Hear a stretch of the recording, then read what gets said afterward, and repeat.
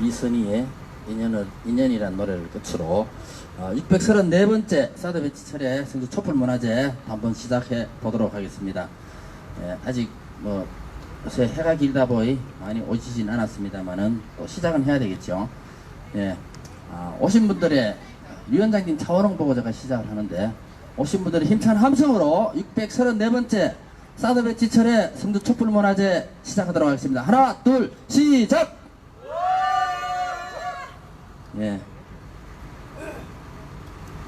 여러가지로 참 힘든 일들이 많이 생기고 있습니다. 좋은 일도 생기고 있고, 유구한 한반도의 역사 속에서 수많은 사람들이 이 땅에 평화를 위해서 활동하시다가 사나이 가셨습니다. 우리 그런 분들 생각하면서 다시 한 번 더 이 땅의 생명과 평화를 지키겠다는 그런 각오를 가슴속에 새기면서 잠시 묵념을 하도록 하겠습니다. 일동 묵념.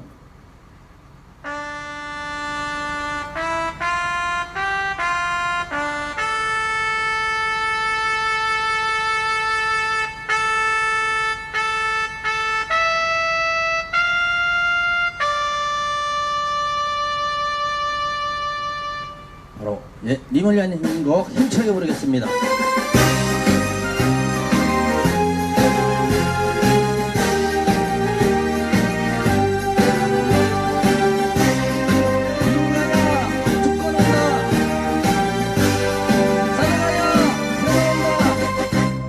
사랑도 명예도 이름도 남김없이 한평생 나가자던 뜨거운 맹세, 봉지는 간대롭고 깃발만 납겨 새날이 올 때까지 흔들리지 말자. 세월은 흘러가도 상처는 안다. 깨어나서 외치는 뜨거운 함성, 앞서서 나가니 산자야 따르라. 앞서서 나가니 산자야 따르라.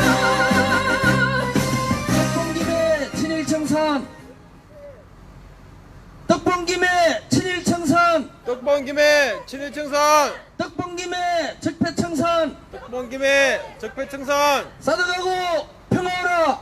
사드가고 평화오라. 모두 자리에 앉아주시면 좋겠는데, 앞쪽으로 앉으면 안 됩니까? 앞쪽으로 꼭 뒤에 앉아. 제가 조금 전에 이제 떡봉김에 이런 이야기 한 거는, 요새 일본이 참 되도 않은 도발들을 하고 있습니다. 그죠? 그래서 이참에 진짜로 이 80년, 70년입니까? 70, 80년이 다 돼가는 이 친일을 청산하는 계기가 되었으면 좋겠다, 이런 생각에서 그런 구호를 해봤습니다. 그러면서 한편으로 또 이 토착외국, 그 친일 세력들, 그 적폐 세력들까지 이참에 좀 제대로 청산이 되면 좋겠다 하는 바람에서 그런 구호를 한번 해봤습니다. 요새 뉴스에 계속 나오고 있죠. 아베의 그 대도하는 도발로 자신의 정치적 아마 계산으로 이런저런 일들을 벌이고 있는 것 같은데, 그로 인해서 지금 많은 애국 시민이라고 해야 됩니까? 국내에 많은 분들이 일제 물건에 대한 그 불매운동, 이런 것들이 벌어지고 있고, 자영업 하시는 분들도 전국 마트 협의회에서 일본 물건 안 판다. 어떤 데는 보니까 사진 올려놓는 거 보니까는 그 진열 때에 뭐 일본 그 아사히 맥주, 기린 맥주, 그리고 일본 제품들 있는 데에다가 그 글자까지 써갖고 붙여가지고 그렇게 또 하는 데도 있고, 요새 또 이것 때문에, 아베 때문에 모나미가 또 주가가 확 올라갔어. 그죠? 모나미 153 볼펜으로 시작한 모나미가 주가가 확 올라갔어요.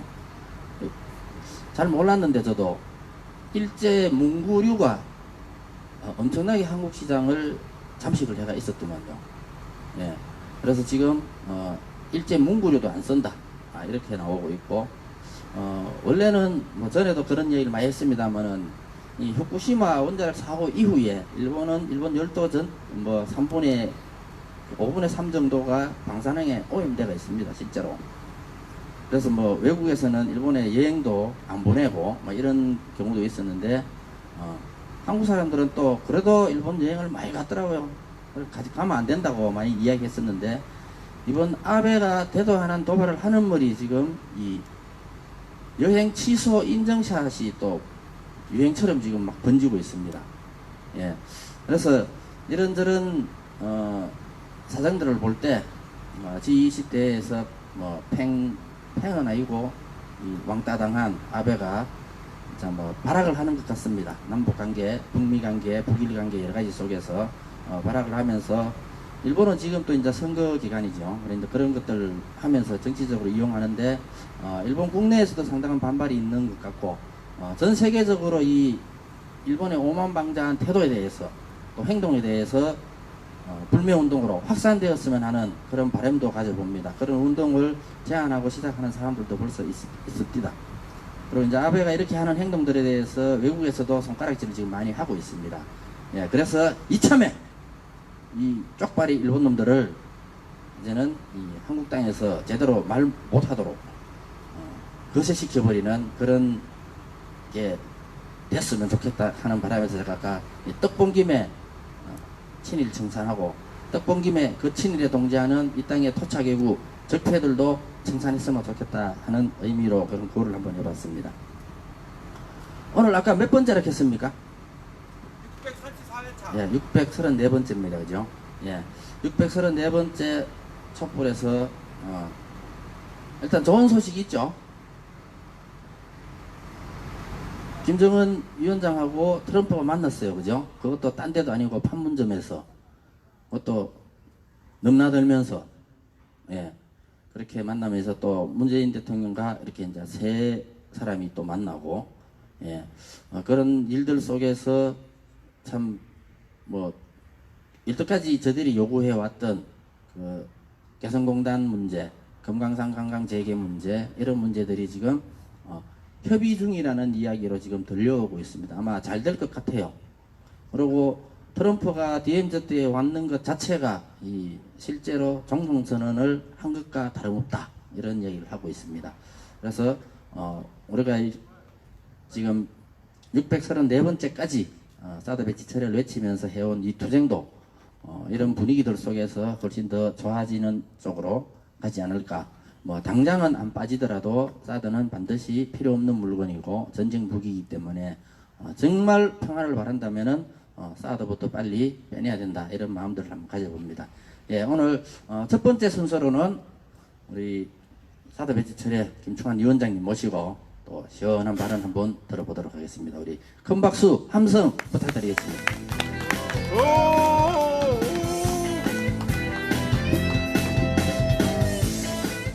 더위 잘 지내셨습니까?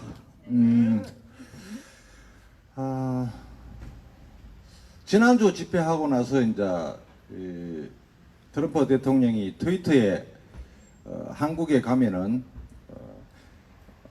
김정은 위원장을 만나서 악수를 하면 했으면 좋겠다라는 걸 올렸는데, 북한에서 그러면 좋지, 그런데 공식적인 제안은 못 받았다 이랬는데 29일 날 오후에 공식적인 제안을 해서 후다닥 이제 그 행사를 치른 거죠. 그 전에 문재인 대통령이 이 트럼프 대통령한테 일본의 G20 행사를 끝나고 1박 2일 한국을 방문해달라 요청했을 때 이 야당에서 외교 잘못하고 있다, 뭐 구구를 하느냐, 온갖 비판이 있었는데, 그때 G20 끝나고 와서 이런 상황이 벌어질 거라고는 이제 아무도 몰랐는 거죠. 근데 저는 판문점에서 남북미 정상이 만났다는 거에 대해서 첫 번째는 이런 생각을 해봤어요. 지난번에 남북 정상회담 하고 나서 판문점에서 문재인 대통령이 한 발자국 넘어갔다가 나왔던 기억이 나죠. 그러면서 이제 정상회담을 했단 말이에요. 근데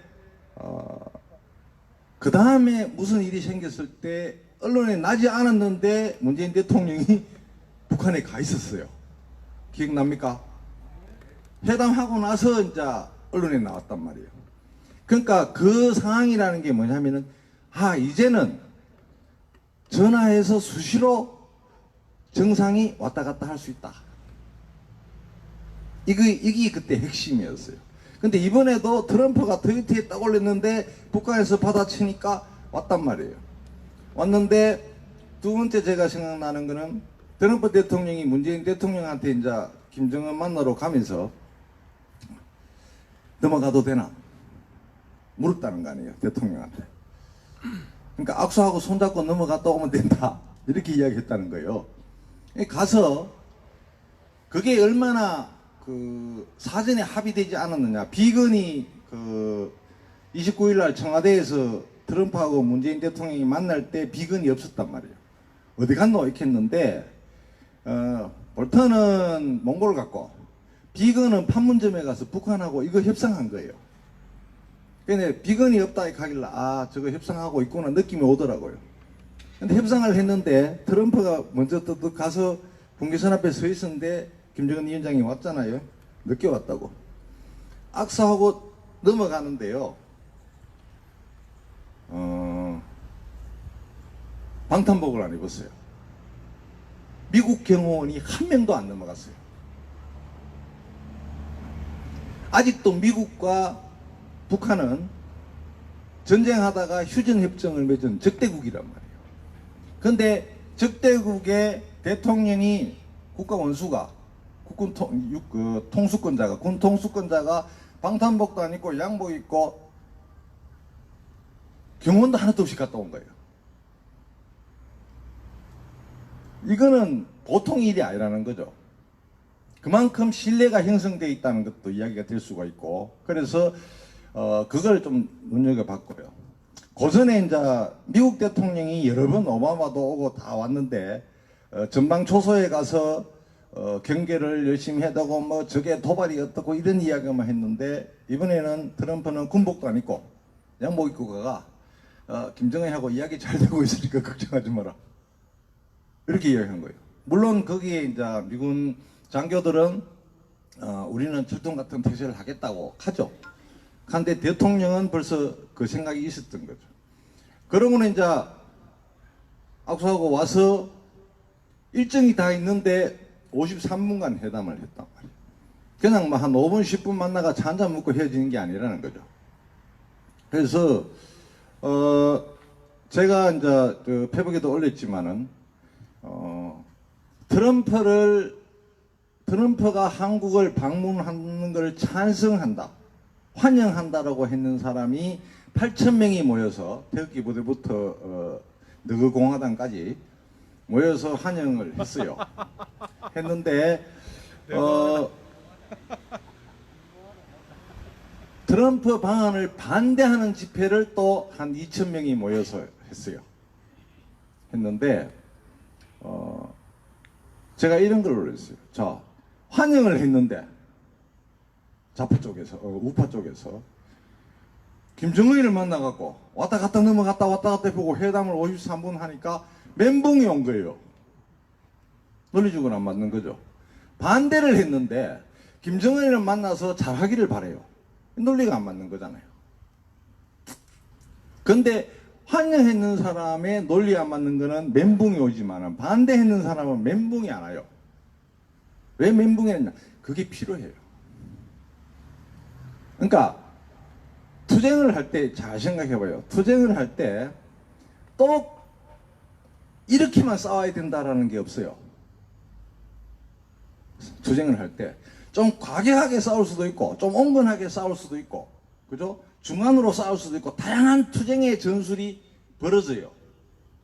이 투쟁의 전술에서 윈하는 사람은 뭐냐면 이 전술이 벌어질 걸 알고 전체적인 전략을 잡는 사람이 이긴단 말이에요. 베트남에서도 호지민이라는 사람이 예를 들면 좌파 강경파들이 막 저거 쳐야 된다. 근데 호주민이가 치지 말아야 했단 말이야. 420을 쳐들어가 있는 좌파 강경파들이 군대를 잃고 쳐들어가는데 못 가게 한 거예요. 근데 그 자가 세니까 쳐들어갔단 말이에요. 가갖고 완전히 박살나가 왔어요. 그래가 지도부는 잡혀가가 사형당하고 막 그랬다고요. 그러면 그 강경회가 투쟁해갖고 패배했는 게 쓸모없느냐 아니라는 거죠. 그 영향이 또 미치는 거예요. 그래서 다양한 방식의 투쟁들이 있어야 된다. 그리고 아직도 대한민국에는 미국을 반대하고 트럼프를 반대하는 세력이 있다는 것도 알려야 된다. 이런 것들이 보여져야 된다는 거죠. 그래서 제가 이야기하는 거는요, 우리가 헷갈리는 게, 제가 성주수에 이렇게 사람들 만나면요, 저보고 좌빨이라 그래요. 빨갱이. 좌빨이 뭐냐면 좌익 빨갱이라는 이야기거든요.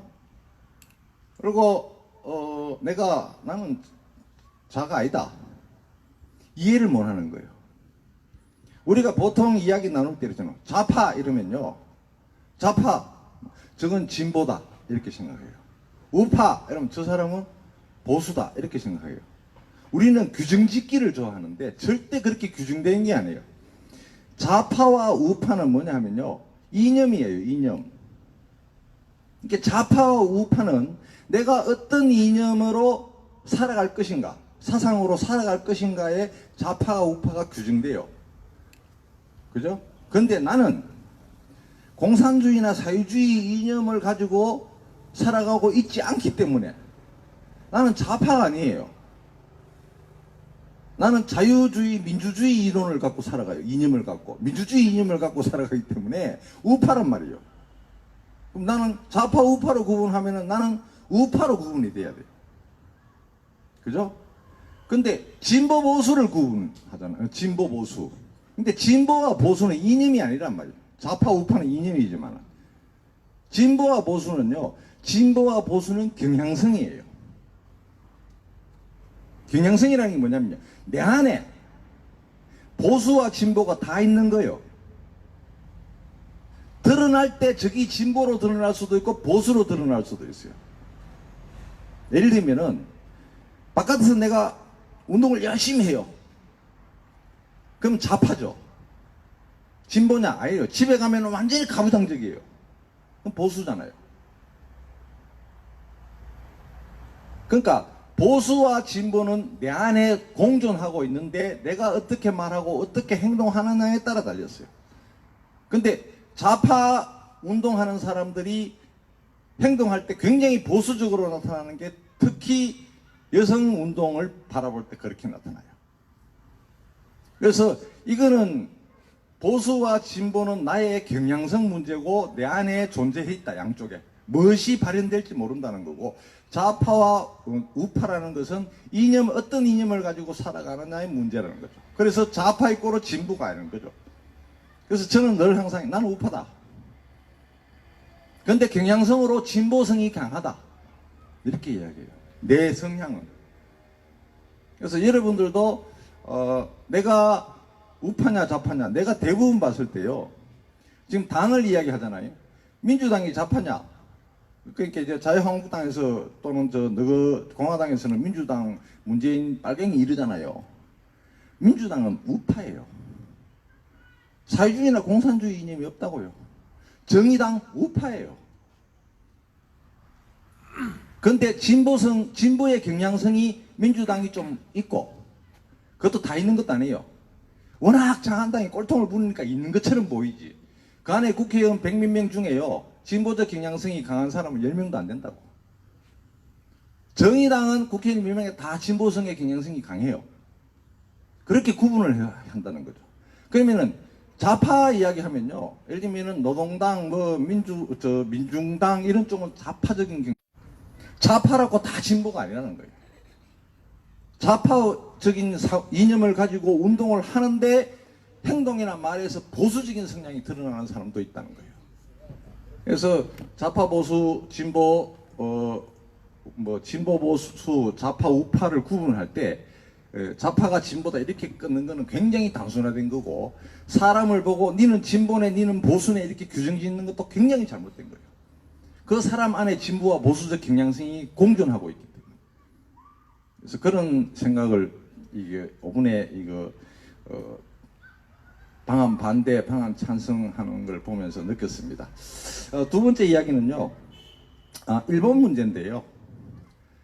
일본이 역사적으로 우리나라에 덕이 된 적은 한 번도 없었다는 거예요. 자, 임진왜란이 일어나기 전에는 어떤 식으로 우리나라를 괴롭혔냐면요, 왜구들이 와서 약탈을 해갔어요. 어촌에. 그 조선시대 조선왕조실록을 보면요, 군사를 파견해서 왜구를 소탕한 적이 한두 번이 아니에요. 대마도까지 가갖고 정벌하고 이랬단 말이에요. 하도 침략해갖고 저 전라도 절로 바닷가로 침략해가 뺏어가니까, 약탈해 가가니까. 그러다가 일본의 저 무사들이 다 전국 통일이 되고 난 뒤에 이제 이 임진왜란을 일으키는 거죠. 쳐들어온단 말이에요.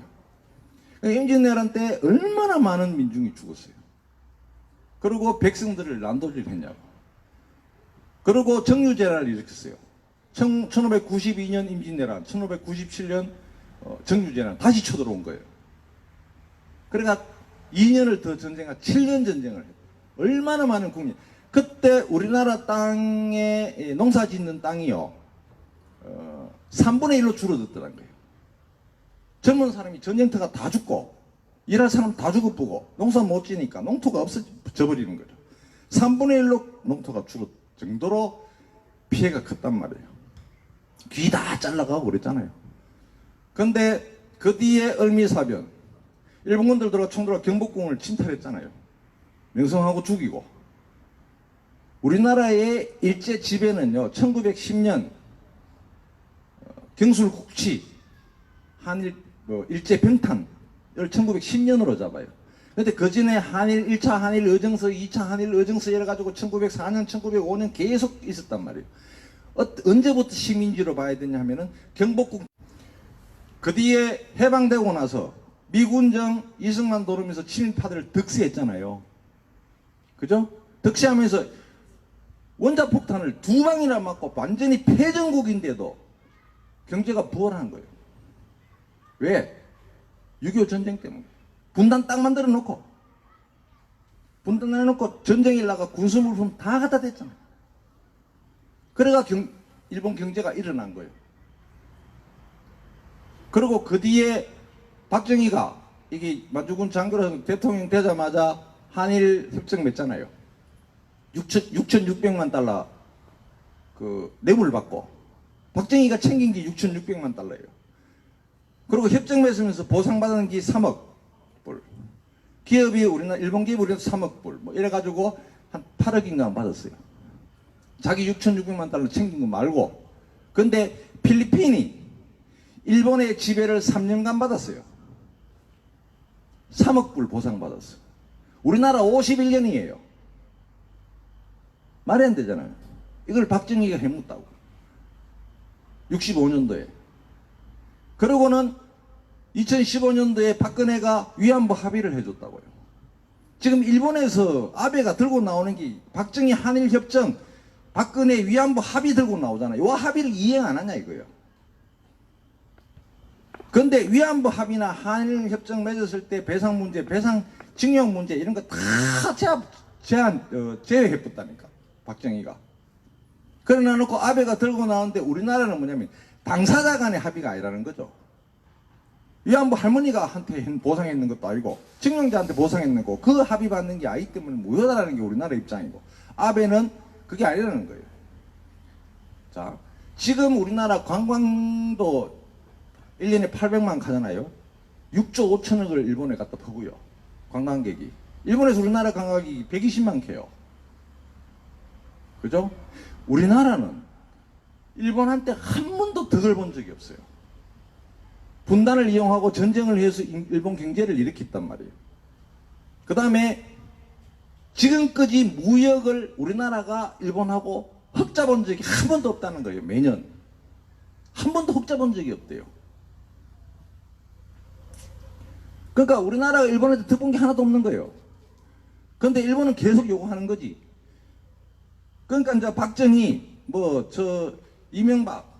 이명박도 오사카 출신 아닙니까? 그리고 만주군 장교딸 박근혜잖아요. 하야하라 꽃기요, 다카키 마사오, 다 일본 이름이 다 있어요. 이놈들이 정권 잡으면서 일본한테 다 품인 거죠. 국민 생각 안 한 거라는 거죠. 그런데 지금 이제 아베가 딱 저러니까 국민들이 이제 다 알게 되는 거예요. 제일 심각한 게 뭐냐면 황교안이가 국무총리 할 때 자위대가 우리나라에 올 수도 있다라고 이야기한 거예요. 자위대가 우리나라에 올 수 있다는 건 어떤 상황인 줄 알아요? 조선 말기에 러시아군 우리나라에 올 수 있다, 일본군 올 수 있다 해가지고 그 양쪽에 힘이 없으니까 러시아군 끌어들이가 뭐 하려고 일본 끌어들이가 일본하고 러일 전쟁에 일어나가 일본에 이기뿐 일본 지배를 당한 거란 말이에요. 가 올라가면 또 있어요. 나당연합군 신라 삼국 통일을 할 때요. 백제와 고구려를 치기 위해서 당나라 끌어들이 갖고 신라가 통일했는데 북쪽은 당나라 다 돋붙잖아요. 그거하고 똑같아요. 자위대가 우리나라에 북한이 천일로 오면은 자위대가 우리나라에 온다. 우리나라는 전쟁터고 저거는 그냥 쌓아가 이익 보고 가는 거예요. 그래서 한 번도 일본한테 우리나라는 덕을 본 적이 없기 때문에 이번에 제대로 해야 된다. 소재를 수출을 안 한다 이러는데 우리나라의 중소기업에서 그 소재를 개발할 수 있는 기업들이 있대요. 가격이 중소기업이니까 비싼 거예요. 대기업에서 일본 거 싸다고 갖고 온 거죠. 그죠? 그럼 일본에서 안 준다 하면 대기업 좀 적게 벌고 중소기업 살릴 수도 있는 거예요.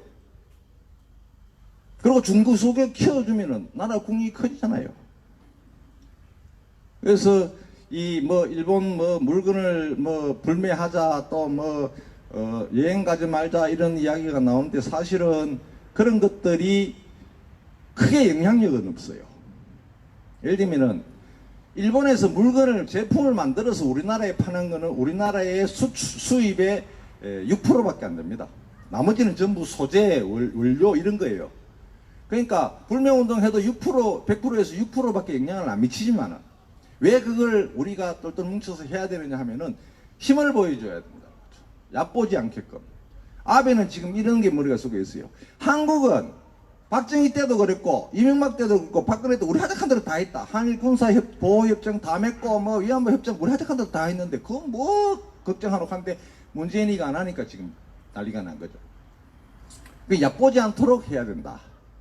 예, 이런 말씀을 두 번째 드리고 싶고요. 더 이야기해도 돼요? 하나만 더 이야기할게요. 짧게. 목선이 하나 넘어왔어요. 아세요? 예. 북한에서 목선이 넘어왔어요. 경계를 못 했다고, 경계 근무를 잘못했다고 직위 해제하고 날렸어요. 맞아요. 대통령은 평화적으로 남북 정상회담도 하고 위에 해도 군인은 군인의 본부를 다 해야 되니까 경계 의무에 게을리하면 안 돼요. 그게 국가가 운영되는 구조란 말이에요. 그래서 목선이 넘어왔는데 깜빡깜빡 하니까 그냥 무심코 봤다가 넘어왔는데 보니 북한의 어부들이다 이래갖고 그걸 경계를 못 했니 걔가 이제 징계를 했단 말이에요. 잘했어요. 야당에서 이거 가지고 국정 조사를 해야 되니 하잖아요. 웃기는 거죠. 저거가 극하면 안 되지. 지금 국방부에서 징계하고 이거는 돼요. 자, 내가 하나 예를 들게요. 이명박 때 서해안에서 미국하고 한국하고 군사훈련을 하고 있어요. 북한이 천일로 오거나 북한을 공격할 때 어떻게 할 것이냐 서해에 막 훈련을 하고 있는데 그 천안함이 같이 훈련을 하고 있었단 말이에요. 그런데 북한 잠수함이 넘어왔어요. 아무도 몰랐다고. 미군도 모르고 우리나라도 모르고 넘어왔어요. 어뢰를 쏟대요. 쏘세요. 천안함이 박살났어요.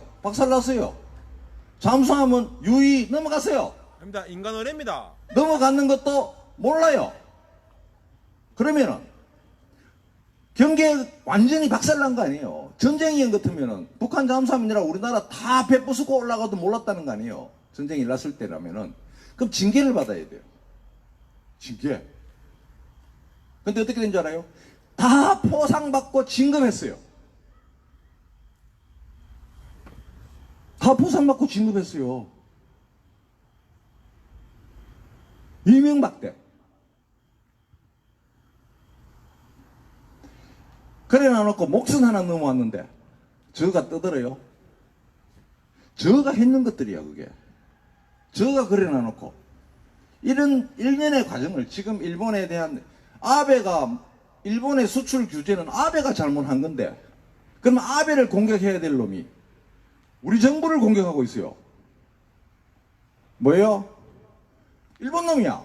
우리 정부를 공격하면은 우리나라에 있는 일본 놈이 뭐예요? 토착 외구잖아. 그렇잖아요. 다 토착 외구래. 토해라고 옛날부터 있었어요.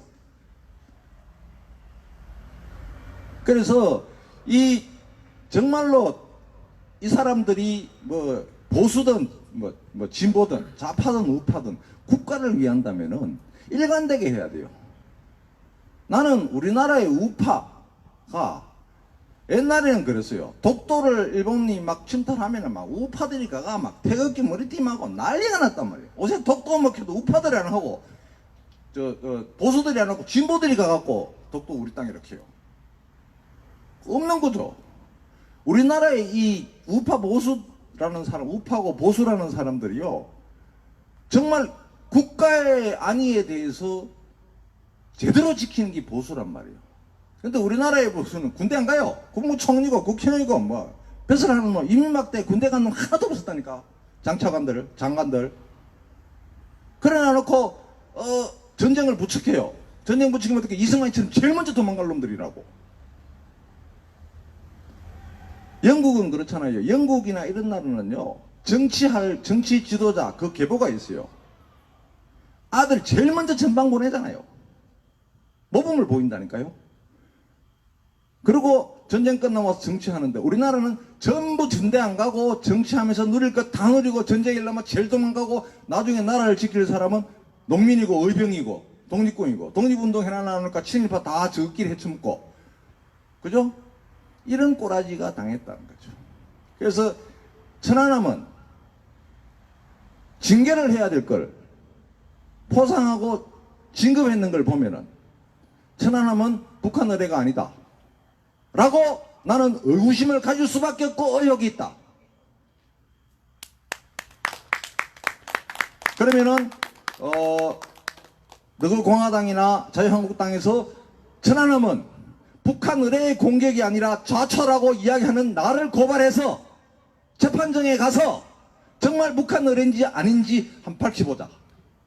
고발하라! 고발하라! 고발하라! 네. 세 가지 오늘 말씀드렸습니다. 감사합니다. 역시 위원장님이 오늘 순서가 없는 거하고 또 이야기를 많이 해주시네요. 좀 속이 시원하지요? 예. 예. 천안함 관련해갖고 조사위원회 들어갔다가 이제 우리 위원장님처럼 이거는 의뢰가 아니고 뭐 어떻고 막 이야기했던 사람은 내 재판받고 싸웠습니다. 예. 이게 지금 현재 대한민국이 겪고 있는 현실인 것 같습니다. 그래서 아까 이제 떡봉김에 친일청산 그죠? 그거 한번 더 할까요? 예. 자, 떡봉김에 친일청산! 떡봉김에 친일청산! 떡봉김에 적폐청산! 적폐청산! 적폐청산! 예. 갑자기 또 예. 실력 많이 죽었네 우리 제도 형님. 아까는 잘했는데 예. 하여튼 이 민족의 정체성을 제대로 찾아야 될 것 같아요. 진짜 이참에 전에부터 찾자 했지만은 잘 안 됐는데 누가 뭐 역사학자 전우용 씨가 아베가 이래 하는 이유는 딱 한 가지 정치적 이유밖에 없다. 그러면서 비교를 한일 합방 이전에 시대적 상황들과 국내의 그 토착 외구들이 그 일제 편을 드는 그런 뭐 일진회나 여러 가지 단체들이 지금 자유한국당이 하듯이 일본 편 들고 오히려 조선을 공격하고 지금 자한당이 정부를 공격하듯이 하는 이런 정치적 이유들 때문에 하는 거다. 그러면서 이 자기들의 일본 내에서 또 자신의 정치적 이익들을 챙겨가려고 하는 거기 정답이다. 그래서 우리 민족이 더 단결하고 해야 된다. 아까 이제 위원장님도 그런 말씀하셨죠. 지금 뭐 불매운동 여러 가지 이런 것들은 사실은 이런 것들을 통해서 이 민족이 하나로 똘똘 뭉쳐가는 겁니다.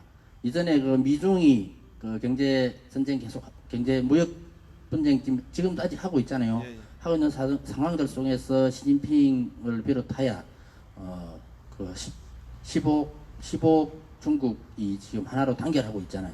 그래서 우리도 이런 식의 뭐 또 나쁜 국수적 민족주의니 뭐니 하면서 욕할 수도 있습니다만은 이런 기회에 이 민족이 정체성을 찾으면서 민족의 정신을 살리는 그런 기회가 되어서 정말로 이 한반도의 통일과 또 생명과 평화를 지켜가는 그런 힘으로 이렇게 쭉 나아갔으면 좋겠다는 바람을 한번 가져봅니다.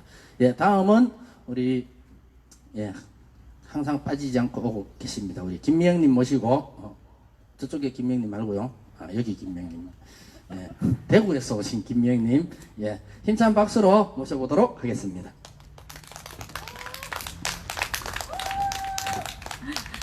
네, 반갑습니다. 네, 조금 전에 누가 뭐 그 졸립다 하시던데 많이 피곤하시죠? 농사일 짓고 농사일 하다가 오셔갖고 예, 제 노래 들으시면서 주무세요. 네, 푹 주무십시오. 네, 첫 곡 민들레 홀시되어 들려드리겠습니다.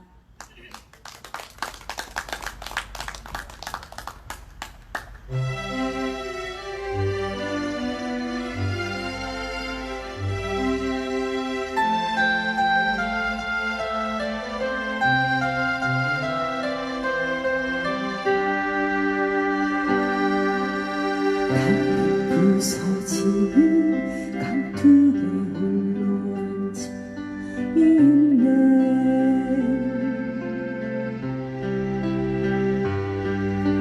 소리 없이 흐르는 저 강물을 바라보면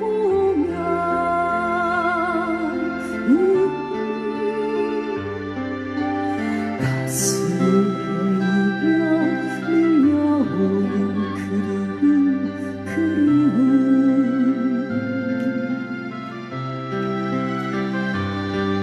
우리는 뒷길에 홀로 핀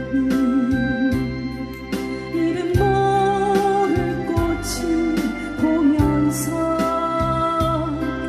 외로운 마음을 나누며 손을 잡고 걸었지. 산등성의 지역은 너무나 아름다웠었지. 그림의 두 눈 속에는 눈물이 가득 고였지. 어느새 내 마음 민들레 홀씨 되어 강바람 타고 활활 내 곁으로 간다.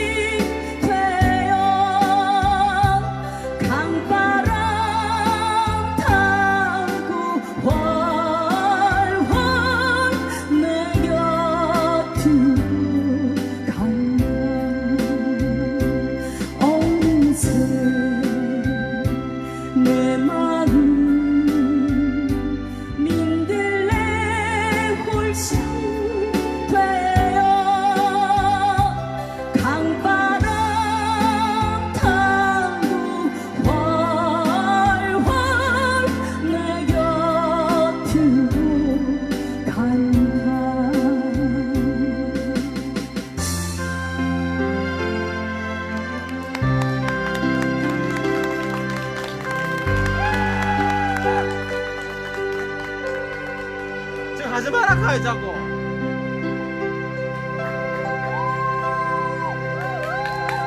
네, 고맙습니다.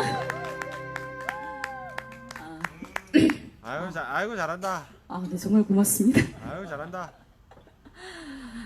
아, 다음 곡. 제가 세 곡 준비했었는데, 어떡할까요? 네, 그러면, 네, 다음 곡 아름다운 것들 들려드리겠습니다.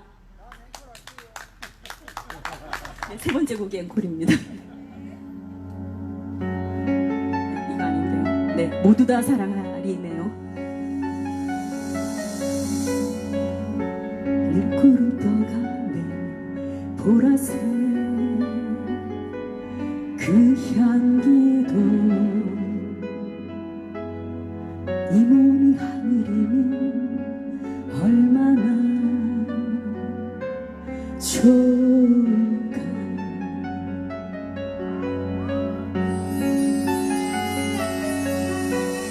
내 곁에 살고 가네 빨간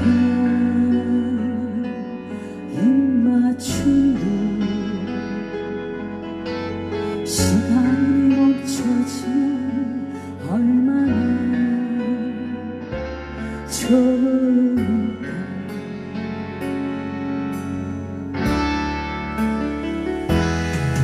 비 맞은 태양도 목마른 정갈도 내일은 문 앞에 서 있네.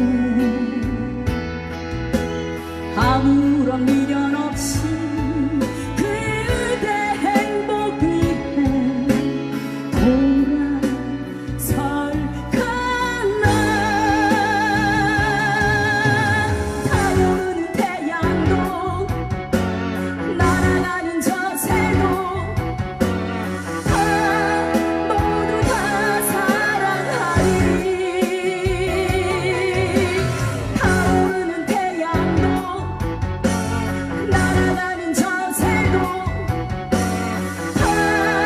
모두 다 사랑하리.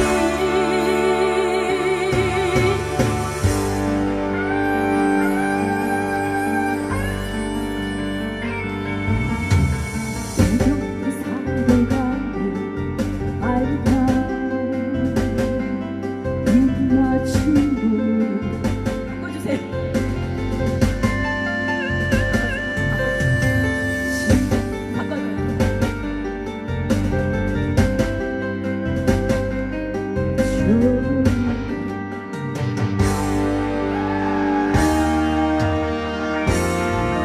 비 맞은 태양도 목마른 정갈도 내일은 문 앞에 서 있네.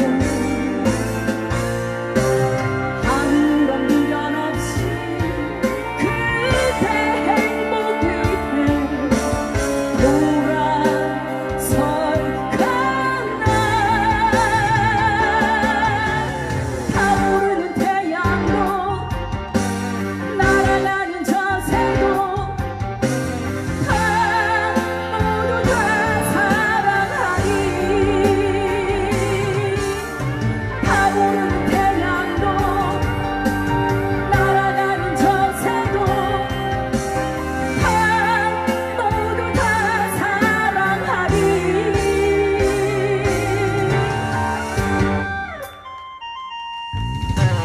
날아가는 저 새도 모두 다 사랑하리.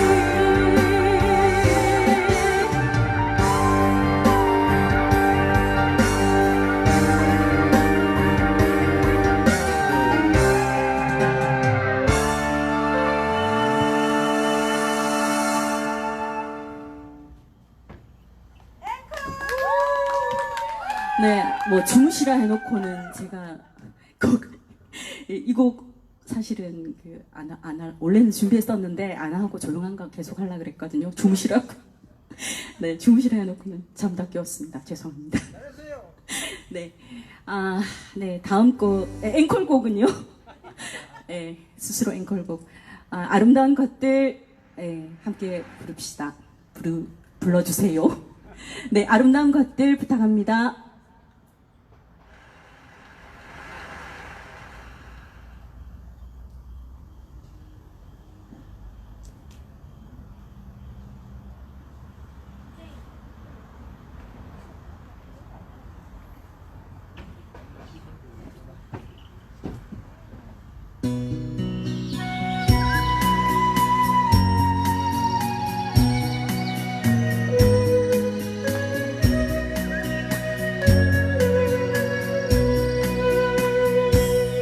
공이 끝에 달려있는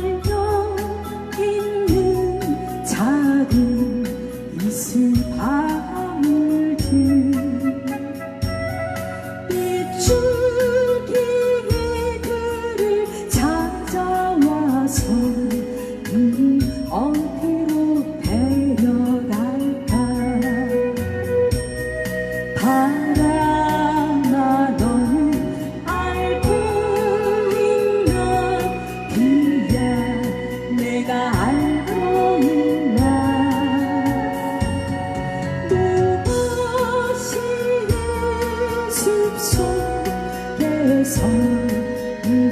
이들을 데려갈까 엄마의 고다리 돋는 가엾은 작은 새는 바람이 거세게 불어오면 어디로 가야 할까 바람아 너는 알고 있나 비야 내가 알고 있나 무엇이 숲속에서 이들을 데려갈까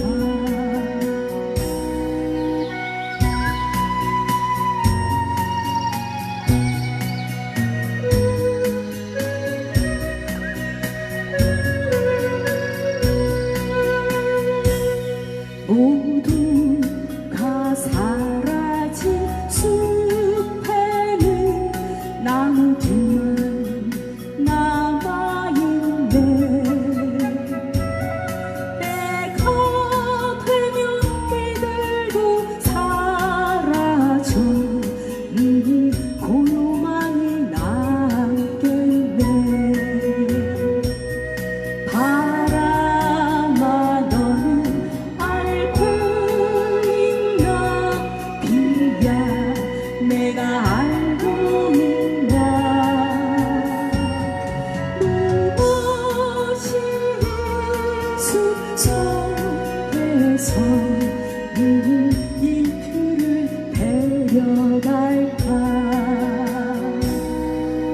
바람아 너는 알고 있나 비야 내가 알고 있나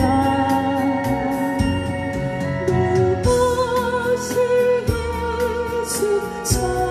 숲속에서 이들을 데려갈까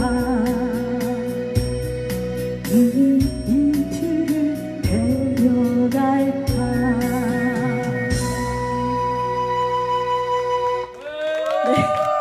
네, 고맙습니다. 네, 다 죽으셨습니까?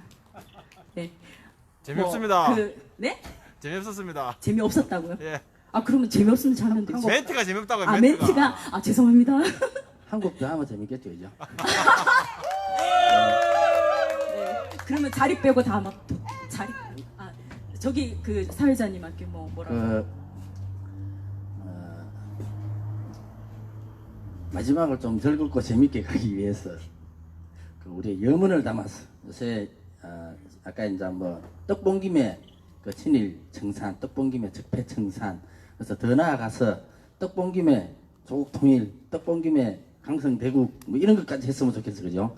예, 그래서 우리가 통일을 좀 열망하는 이런 마음에서 우리 직녀에게를 우리 다 같이 한번 부르면서 오늘 634번째 사드 배지철의 성도 촛불문화제 이렇게 마쳤으면 싶어서 하실 수 있죠? 가사를 모르시는 분은 뭐 알아서 대충 예, 우리 모두 들고 있는 초 들고 자리에서 일어나 주시면 좋겠습니다. 나오면은 노래 나오면은 반주에 맞춰서 우리 다 같이 이 민족의 번영도 좋습니다만 또 우리가 또 추구하는 게 이 사드를 통해서 이 세계 평화, 한반도 평화도 중요하고 세계 평화도 중요합니다. 그래서 다 같이 그런 마음들을 우리 좀 가지면서 우리 전에 여기 와서 가수가 왔었었는데 그죠? 김원중님의 그 직녀에게 우리 다 같이 부르겠습니다. 엄마나.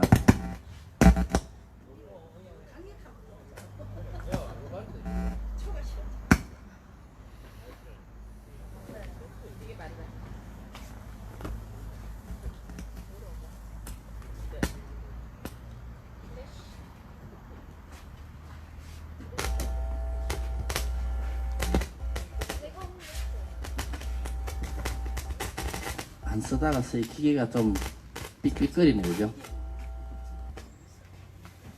네.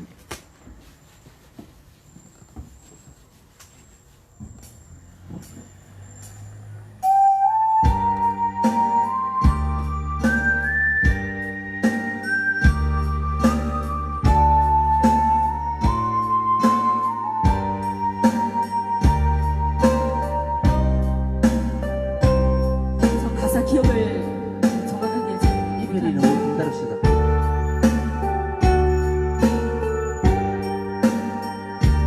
이별이 너무 길다 슬픔이 너무 길다 선체로 기다리기에 세월이 너무 길다 말라붙은 가슴 눈물로 녹이고 가슴과 가슴에 너도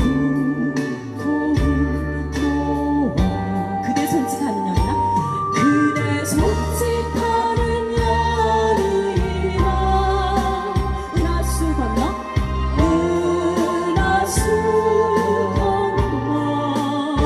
건너 오작교 없어도 노득돌이 없어도 가슴 딛고 다시 만날 우리들 연이나 연이나 이별은 끝나야 한다 슬픔은 끝나야 한다 우리는 만나야 한다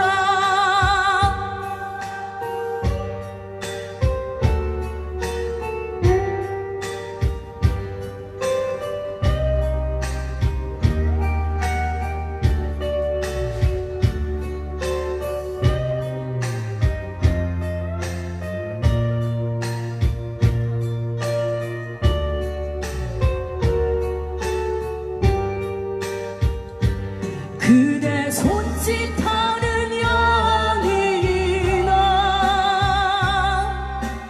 은하수 건너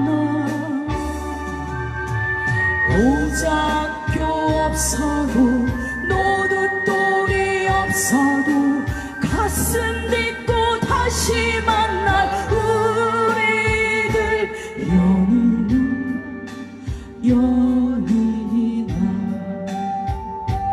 이별은 끝나야 한다 슬픔은 끝나야 한다 우리는 만나야 한다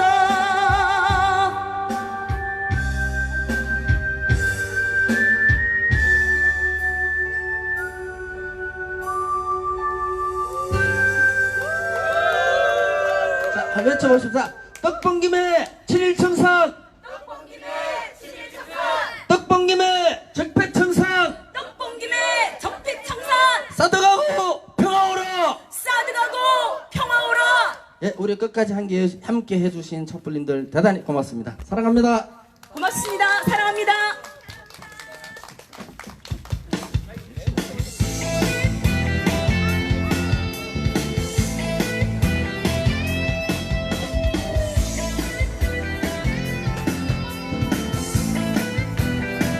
제일 마지막에 오신 전종호님, 아이고 아쉬워서 어떡합니까? 사드 배치철의 성주 촛불문화제 634회차를 마치도록 하겠습니다. 들락날락 끌어주신 우리 청취자분, 그리고 끝까지 함께 해주신 청취자분 대단히 감사하다는 말씀드리면서 다음주 금요일에도 어김없이 사드 배치철의 성주 촛불문화제는 찾아올 것입니다. 주말 잘 보내시고 다음주에 뵙겠습니다. 안녕히 계십시오.